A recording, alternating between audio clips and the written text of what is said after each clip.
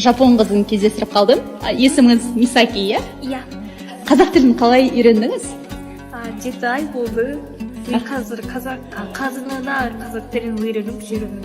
Не себеп болды үйренуіңізге? Себебі мен Қазақстанды өте жақсы көремін.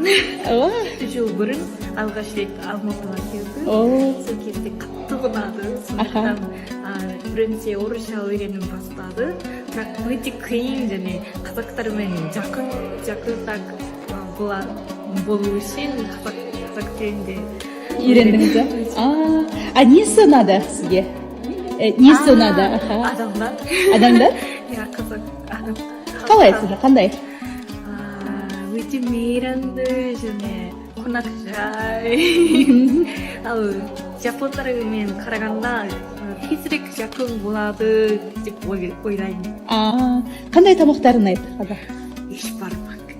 Қазақ еті. Еті? Қазақ еті. Қазы? Қазы да ұнады. Қазір Айгүл деп атап жүр екенсіз өзіңізді. Неге Айгүл деген атты таңдадыңыз? Менің шынымның аты Мисаки. Ми деген мағынасы әдемі деген сөз. Ал саки деген гүл сияқты.